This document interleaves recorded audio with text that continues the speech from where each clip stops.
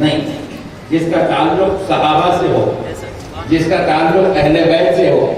یہاں پہ کئی لوگ ہوں گے بیچارے نام تو رکھے ہیں لیکن اہل بیت کی نسبت سے نام رکھ لو، اہل بیت کا صدقہ نصیب ہو جائے گا. صحابہ کی نسبت سے نام رکھ لو، صحابہ کا صدقہ نصیب ہو جائے گا. الغرض پیارے بزرگوں اور دوستو، ذرا غور کرنے والی بات ہے. حضرت ربیعہ یہ وہ صحابی ہے جو رات میں رسول اللہ صلی اللہ علیہ وسلم کے در اقدس میں خادم بن کر حاضر ہوا کرتے تھے. رسول اللہ کے لیے تہجد کا پانی رکھا کر، تہجد کی نماز کے لیے جب حضور اٹھتے تو وضو کے لیے پانی رکھا کرتے تھے، ضرورت خانے میں پانی رکھ دیا کرتے تھے. حضور کے لیے تہجد کی نماز کے لیے مصلی بچھا دیا کرتے تھے. حضور اگر آواز دیتے تو آپ حضور کی خدمت اقدس میں لبیک کہہ کر حاضر رہتے تھے. حضور ان سے کچھ بھی کام لینا ہو تو انہیں سے لیا کرتے تھے. اب ذرا غور کیجئے گا، یہ وہ صحابی ہے جن کا نام ربیعہ ہے. ایک دن دو دن کا سلسلہ نہیں ہے، کئی دنوں تک، کئی سالوں تک یہ سلسلہ چلتا رہا. حضرت ربیعہ پیارے مصطفیٰ کی خدمت کرتے رہے، پیارے نبی کی بارگاہ اقدس میں غلام بن کر حاضر رہے، خادم بن کر حاضر رہے. لیکن ذرا غور کرو، ایک دن میرے مصطفیٰ کو ان پر رحم آیا. پیارے مصطفیٰ نے کہا سل یا ربیعہ، اے ربیعہ مان کیا مانگنا چاہتا ہے؟ سبحان اللہ. مان کیا مانگنا چاہتا ہے؟ کیا بولا حضور نے؟ مان کیا مانگنا چاہتا ہے؟ مطلب مانگنا، نبی کو نبی سمجھ کے مانگنا جائز ہے، ولی کو ولی سمجھ کے مانگنا جائز ہے، عالم کو عالم سمجھ کے مانگنا جائز ہے. اور اسی لیے گھروں پہ فقیر آتا، دیکھو فقیر یہاں ہے بنگال میں، ارے بہت زیادہ ہے تو پوچھا میں آپ بنگال میں فقیر آتا. آگے کیا ہوتا؟ اللہ کے نام پہ دے دے بابا بولتا. جی جی جی جی جی نہیں جی. اللہ کے نام پہ مانگ رہا ہے. کس سے مانگ رہا؟ بندے سے مانگ رہا. اچھا کوئی مولانا اب تک فقیر کو شرک کا فتویٰ نہیں لگایا؟ کوئی بازو والا مولانا اب تک فقیر کو شرک کا فتویٰ نہیں لگایا جبکہ فقیر گھر گھر جا کے مانگ رہا. ابھی ہمارے حضرت مولانا صاحب خطیب صاحب نے پوری قوم سے مانگا اور قوم بھی کھڑے ہو کے 5-5 ہزار روپیہ دیتی چلے گئی. لیکن مانگا تو انہوں نے بھی کس سے مانگا؟ وہ بھی گناہگار سے مانگا، عام درجے کے مسلمان سے مانگا، مزدور سے مانگا، مستری سے مانگا، میکینک سے مانگا، ٹی وی بنانے والے سے مانگا، فریج بنانے والے سے مانگا، الیکٹریشن سے مانگا، پلمبر سے مانگا، انجینئر سے مانگا. مانگنے والا عالم دین ہے، دینے والی قوم ہے، مگر شرک نہیں ہوا. کیوں نہیں ہوا؟ کیونکہ فقیر نے بندے کو امیر سمجھ کے مانگا اور مولانا نے بندوں کو خدا کا بندہ سمجھ کے مانگا. جب بندوں کو بندہ سمجھ کے مانگو تو شرک نہیں ہوتا. اور خدا کی قسم ہمارے اہل سنت میں اگر کوئی آدمی سنی ہو اور اگر اس کو شراب بھی پلا دیا جائے، وہ شراب پینے کے بعد بھی غوث اعظم کو خدا نہیں کہتا ہے، غریب نواز کو خدا نہیں کہتا ہے، اولیاء اللہ کو خدا نہیں کہتا ہے، تو شرک کا سوال ہی پیدا نہیں ہوتا.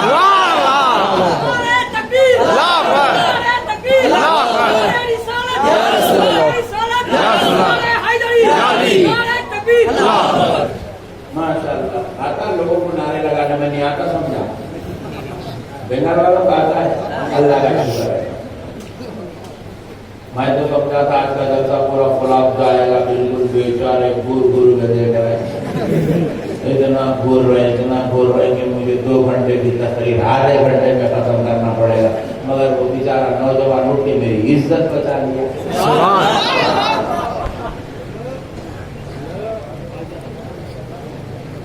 ارے میرے پیارو، مسئلوں کو سمجھو، یہ دیوانی قوم ہے. اور اس کے اعظم سے مانگنا شرک ہے. ابے حوالے کا یہ شرک ہے. غوث اعظم سے مانگنا کا یہ شرک ہے. غوث اعظم خدا تھوڑی ہے جو ہم کو خدا سمجھ کے مانگ رہے. غوث اعظم کو اللہ کا محبوب سمجھ کے مانگ رہے. غریب نواز کو عطائے رسول ہند الولی خواجہ معین الدین چشتی حسن سنجبی سمجھ کے مانگ رہے ہیں. علی حجویری کو محبوب خدا سمجھ کے مانگ رہے ہیں. ارے حضرت سید محمد حسینی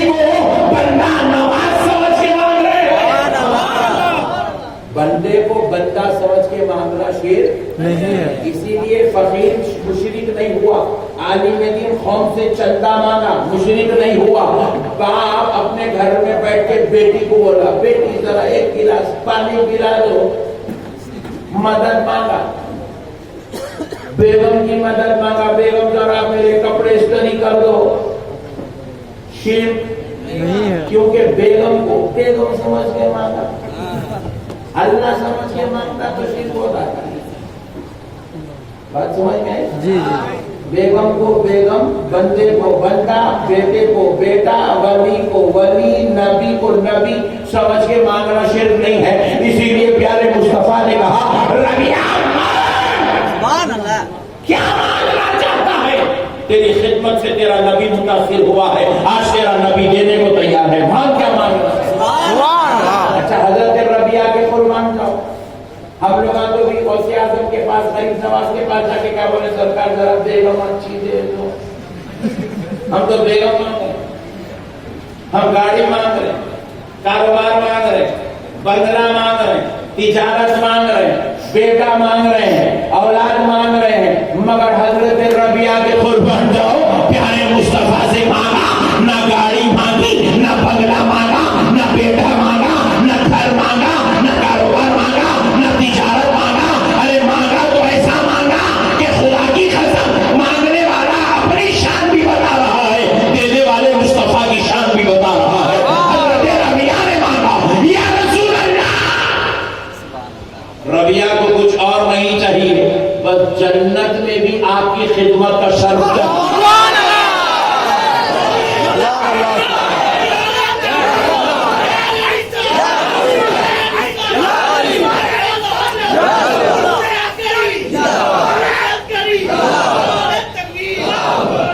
اللہ اکبر. حضرت ربیہ نے مانگا یا رسول اللہ جنت میں آپ کی صحبت چاہیے.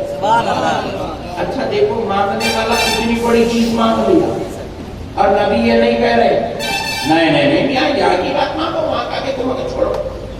نعوذ باللہ میرے مصطفیٰ نے ایسا نہیں کہا، بلکہ پیارے نبی نے کہا ربیہ سجدوں کے ذریعے میری مدد کر، میں تجھے جنت میں اپنی صحبت عطا کروں. نبی دے رہے ہیں، صحابی مانگ رہے ہیں، اور صحابی نے جنت مانگی، مصطفیٰ نے ایک شرط کے ساتھ جنت میں جگہ دی، صحبت دے دی. تو پتا کیا چلا؟ مانگنے والا نبی کو نبی سمجھ کے مانگ رہا ہے، اور نبی خدا کے فضل سے اس کی عطا اپنے غلاموں کو عطا کر رہا ہے. سبحان اللہ. مانگنے والا اگر نبی کو نبی سمجھ کر، ولی کو ولی سمجھ کر مانگے، اس میں شرک نہیں ہے. ذرا زور سے بولو. اچھا ایک اور مسئلہ بھی سنا دیتا ہوں تاکہ ایمان تازہ ہو جائے. یہ بازو والے بہت خطرناک ہے، ڈینجر باتیں کرتے رہتے. یہ تم لوگ لائف دے رہے نا، ضرور دینا، پکا دینا، ہاں کلیئرٹی کے ساتھ، کیونکہ یہ بات بہت کم سننے کو ملتی ہے. اب ذرا غور سنیے گا. کتنے سونا لگائے رہے؟ 1 2 3 4 5 6 7 8 9 10 11 12 13 14. اما ارے بڑا کیمرہ وہاں بھی ایک ریکارڈ ہے، 14 لائیو ہے، نو پرابلم، چلنے لگے. اب ذرا مسئلے کو سمجھو. بخاری شریف کی حدیث ہے، وہابی پڑھتا مگر سمجھتا نہیں. یہ اللہ کا فضل ہم پہ ہے، پڑھتے بھی ہیں سمجھتے بھی ہیں. میدان محشر ہوگا، ساری امت ایک جگہ جمع ہوں گی، اول تا آخر تمام امتیں ہوں گی، اور ساری امتیں مل کر استغیثوا بآدم، حدیث شریف کے الفاظ ہیں، حضرت آدم کے پاس جائیں گی اور ان سے مدد مانگیں گی. سبحان اللہ. کیا مانگیں گی؟ اور ذرا زور سے، اور ذرا زور سے. حضرت آدم سے مدد مانگے گی. کہاں مانگے گی؟ میدان محشر میں. حضرت آدم سے مدد مانگے گی. کیا مدد مانگے گی؟ کہیں گی کہ اللہ کے نبی ہے، پیارے پیغمبر، آپ ہماری سفارش کر دیجیے، آپ ہمارے لیے شفاعت کا دروازہ کھول دیجیے، آپ رب سے ہمارے لیے دعا کر دیجیے. حضرت آدم سے مدد مانگیں گی. حضرت آدم کہیں گے اذهبوا الى غیری، جاؤ کسی اور کے پاس. سارے لوگ وہاں سے نکلیں گے، پھر آئیں گے حضرت نوح کے پاس. حضرت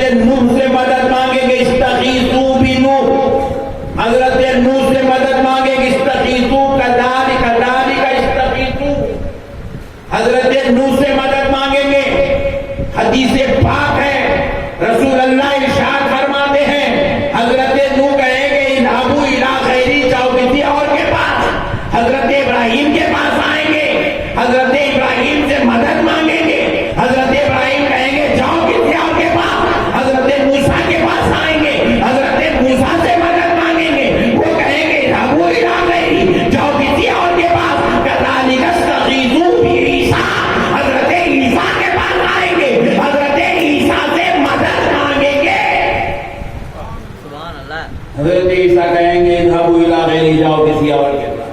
سبحان اللہ۔ پتہ کیا چلا؟ مدد کا سلسلہ صرف دنیا میں چلی ہے، میدان محشر میں بھی مدد مانگی جائے گی۔ سبحان اللہ۔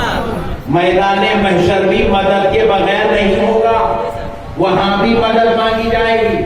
مدد ہم مانگیں گے، پیارے مصطفیٰ شفاعت فرمائیں گے، سبحان اللہ۔ پیارے حبیب شفاعت فرمائیں گے، ہم پھر آئیں گے پیارے مصطفیٰ کی بارگاہ میں اور نبی پاک علیہ السلام ہم سب کے لیے شفاعت فرمائیں گے۔ اب ذرا غور کیجئے گا کہ وہاں اللہ نہیں دیکھ رہا ہے،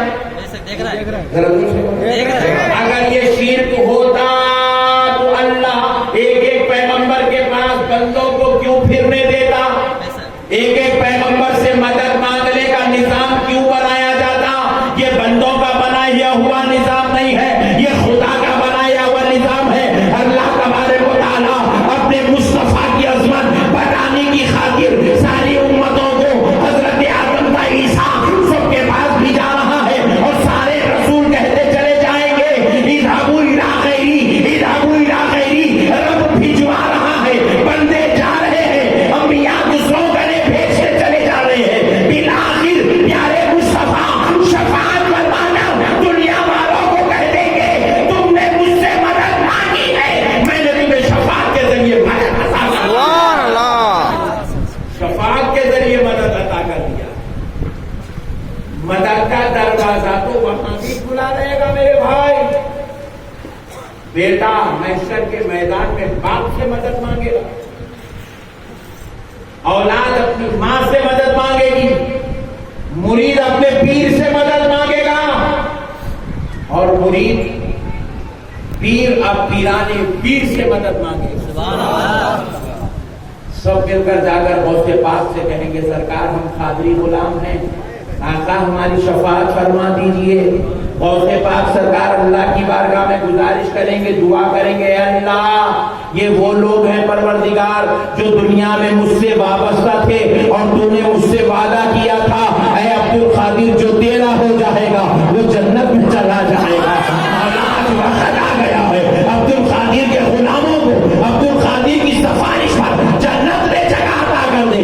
اللہ حضرت پسند کی گناہ شیخ عبد القادر کی سفارش کو قبول کرے گا اور ان کے چاہنے والے غلاموں کو جنت میں جگہ عطا کرے گا۔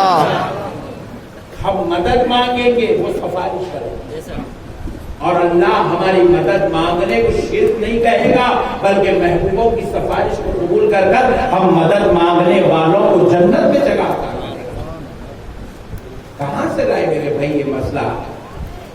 اچھا میں آپ سے اور ایک مسئلہ سمجھاتا ہوں تاکہ دین آپ کو بالکل یہ بالکل خطرناک لوگ ہیں میرے بھائی۔ یہ وہ ٹینڈر پیس ہے مارکیٹ کے اندر، بولے اللہ سے مانگو، اللہ کے علاوہ کسی سے نہیں مانگنا۔ ابے بے وقوف، اللہ سے اللہ سمجھ کے مانگنا اور بندوں کو بندہ سمجھ کے مانگنا۔ اور بعض مرتبہ ہم ڈائریکٹ مانگتے نا، ہم وسیلہ کہیں کو لیتے یہ بتا ہم ڈائریکٹ مانگتے، اے اللہ کرم کر دے، فضل کر دے، رحم کر دے، عطا کر دے، نوازش کر دے، اے اللہ بنگال میں گرمی بہت ہو رہی ہے، ادھر رکھ جو پیارا لگے پھر بھی گرمی ہے،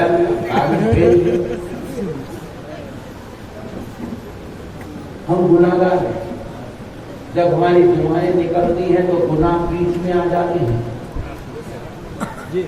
جب ہماری دعائیں نکلتی ہیں تو گناہ بیچ میں آ جاتے ہیں، دعاؤں کو قبولیت سے روک دیتے ہیں، آسمانوں میں پہنچنے نہیں دیتے ہیں، عرش الہی تک گزرنے نہیں دیتے ہیں، مقبولیت کے درجے تک جانے نہیں دیتے ہیں، کہ یہ ہمارے گناہ ہماری دعاؤں کو روک کے چلے جاتے ہیں۔ تو پھر ہم گناہگار کیا کرتے ہیں؟ کہتے ہیں اے اللہ ہم تو گناہگار ہیں، ہماری دعاؤں میں وہ تاثیر نہیں ہے کہ تیرے عرش کو جھنجھوڑ دے، تیری رحمت کو آواز دے دے، تیرے فضل کو للکار دے۔ اس مدینے والے مصطفیٰ کا واسطہ جن کے وسیلے کو ضرورت نہیں کرتا ہے، ہم گناہگاروں پر بارش کا انتظام کر دے۔ جب یہ دعا ہوتی ہے تو ہماری دعاؤں کو نہیں، مولا مصطفیٰ کے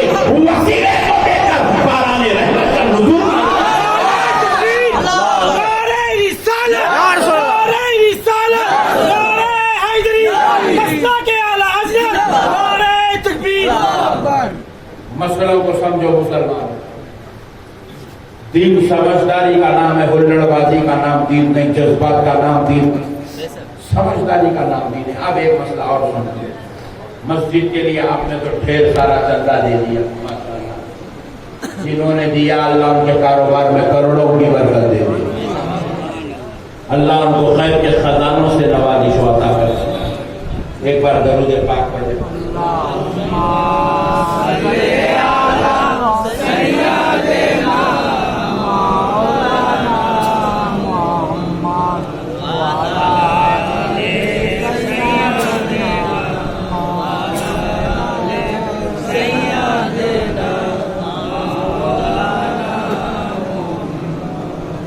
अब जरा सुन, मस्जिद के लिए आपने नजर तो दे दिया, मगर कल सुबह फजर की नमाज में पहुंच जाएंगे मस्जिद को। कौन कौन आने वाले जरा हाथ पर पाओ। 1 2 3 4 5। अरे चंदा देने वाले ज्यादा है, नमाज पढ़ने वाले कम हो गए जैसा दिख रहा है। आओ भाई नमाज पढ़ाओ, कर आएंगे ना। फजर की नमाज में मस्जिद को पहुंचे, मिसाल दे रहा हूं समझाने के लिए, इमाम साहब को अपना को भूल के रखो, समझाने के लिए। फजर की नमाज को पहुंचे मस्जिद को, मिसाल दे रहा हूं, नमाज जमात है ठीक 5 बजे, 5 बजे ठीक जमात खड़ी होने वाली। इत्तेफाक ऐसा हुआ, जलसा सुनने के बाद 500 आदमी मस्जिद में नमाज के लिए आ गए, और ठीक 5 बजे जमात खड़ी होने वाली है फजर में। उसने इत्तेफाक इमाम साहब नहीं आए, इमाम साहब नहीं आए। तो अब पूरी मस्जिद वाले घड़ी देख रहे थे, 5 बज गए इमाम साहब नहीं आए, 5 बज गए इमाम साहब नहीं आए, और थोड़ा वेट करने लगे। 5:02 हो गए, इमाम साहब नहीं आए। 5:03 हो गए, 4 मिनट हो गए, इमाम साहब नहीं आए। पब्लिक रात भर जगी हुई, जलसे में बैठी हुई, मस्जिद में इंतजार कर रही है। पब्लिक कर रही है, गिर रही है। तो इमाम मर गया, क्यों नहीं आया? सदर साहब